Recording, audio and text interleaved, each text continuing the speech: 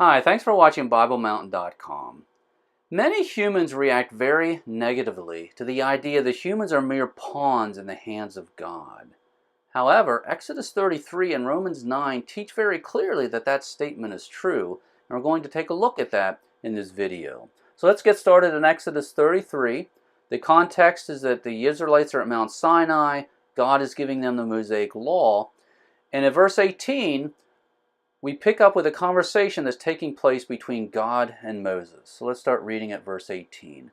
Then Moses said to God, I pray you, show me your glory. And Yahweh said to Moses, I myself will make all my goodness pass before you, and will proclaim the name of Yahweh before you, and I will be gracious to whom I will be gracious, and will show compassion on whom I will show compassion. Moses said to God, hey, please show me your glory. God comes back with three things. He said he would show him his goodness. He said he would proclaim the name Yahweh, and that he would be compassionate on whom he would be compassionate. Now let's look at the second and third ones of those. Yahweh said to Moses that he would proclaim the name Yahweh before Moses. Now Yahweh is God's personal name. For example, President of the United States is a title. Ronald Reagan is a personal name. Likewise, the term God is a generic term for deity, but Yahweh is the personal name of the one and only God, the God of the Bible. We're told here that God was going to proclaim the name Yahweh before Moses. Now, why is that important? In our culture, when we're introduced to somebody and learn their name, we don't really think much about the meaning of their name. We might think whether we like the name or don't like the name, but we don't think about the meaning. In biblical culture, they did. Names had meaning, and when they were introduced to somebody, they attached significance to the meaning of their name. The name of a person told you something about that person. And so in this case, the name Yahweh tells us something about God, about the Creator, the one and only true God, the God of the Bible. Now the Hebrew word Yahweh means He continually is, or He is. Now that sounds very bland, but it actually is greatly significant, and here's why.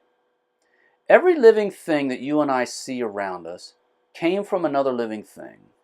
You and I came from our parents. All the animals we see came from other living animals. Every plant that you see came from a seed. That seed came from a living plant. All the birds and fish that we see came from living things. And so as we look around, every living thing we see came from another living thing. However, God, the God of the Bible, is very unique and different from every other living thing in that God did not come from another living being. God simply is. When you ask the question, where did God come from? The answer is, God simply is. And so that's why His personal name is Yahweh, because Yahweh means He is. The name Yahweh communicates this truth that differentiates God from every other living thing on earth. And so we see here that God said He was going to proclaim in the name Yahweh before Moses, which meant God was reminding Moses that He is God. He's the one and only living thing that has no beginning and no end. He's the only living thing ever that didn't come from another living thing. And then we're told that God said to Moses that He would be gracious to whom He would be gracious, and show compassion to whom He would show compassion. That's a statement of God's sovereignty. God doesn't have to be gracious or compassionate to anybody, but He can choose to do so, and sometimes He does choose to do so. But it's a statement of His sovereignty. Now let's continue reading at verse 20. So again, Moses said, show me your glory. God said, I'll show you my goodness, but I am Yahweh.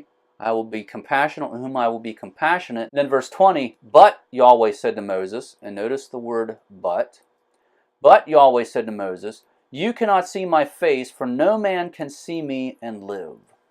So here we're taught some fear.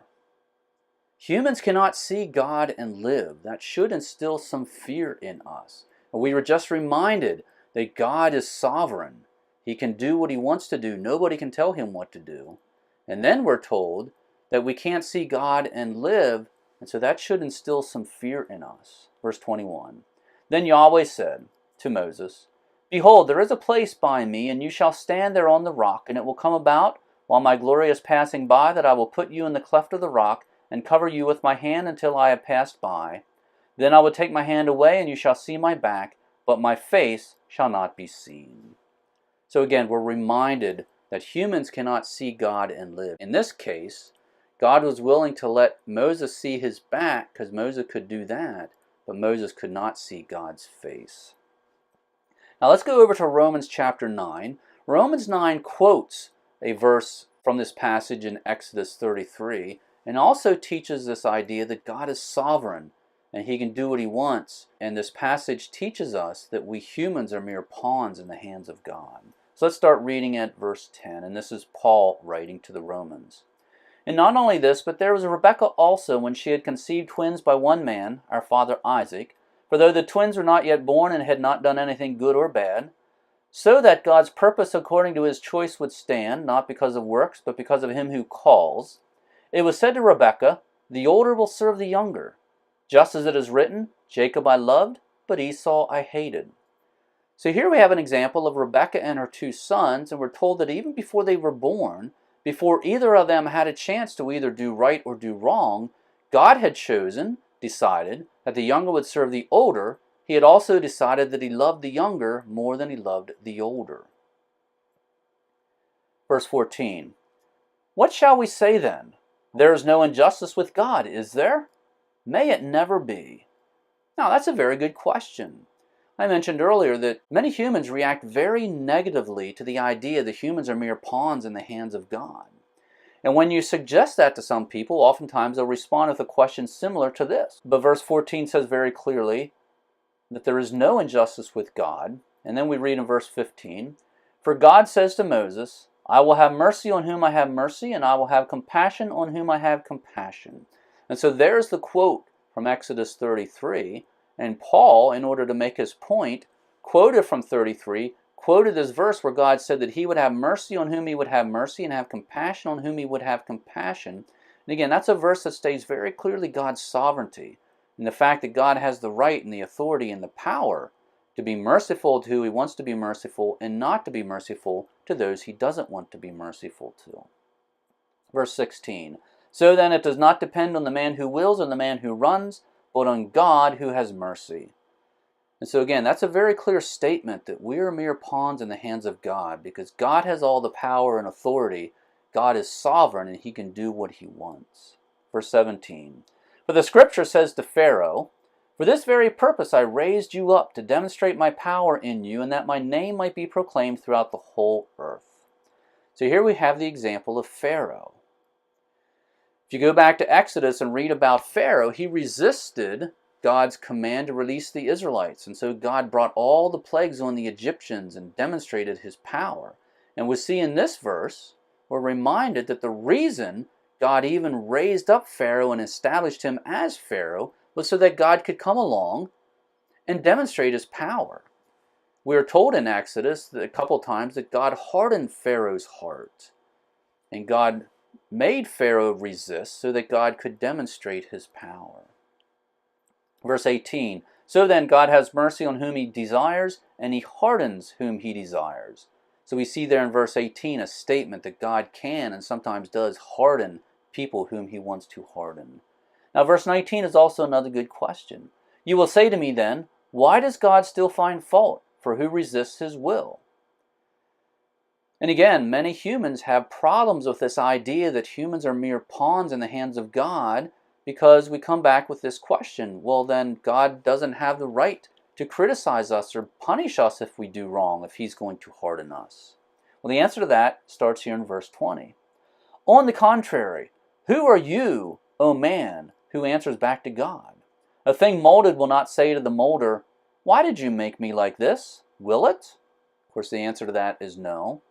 Verse 21, or does not the potter have a right over the clay to make from the same lump one vessel for honorable use and another for common use? And the answer to that, obviously, is yes. And so these verses point out that just as a potter can do what he wants with that lump of clay, so too we humans are a mere lump of clay in the hands of God. And when God folds us and creates us, he can make us any way he wants to. He can make some of us to be very loyal to him. He can make others who would be very disloyal and disobedient to God if that's what God needs to do in order to serve His purposes. So again, many humans react very negatively to the idea that we humans are mere pawns in the hands of God. But we see here in Exodus 33 and Romans 9, this concept is taught very clearly. We are indeed mere pawns. God is God. He is all-powerful. He is sovereign. He can do what He wants. He has His agenda, and He's going to use us in any way He desires in order to accomplish His agenda. If you'd like to make sure you always receive my content, please join my Patreon page. By joining my Patreon page, you will be the first to get my content. You'll also make sure that you never miss out on any of my content. In order to sign up, go to BibleMountain.com, click on Patreon. Once again, thank you for watching BibleMountain.com.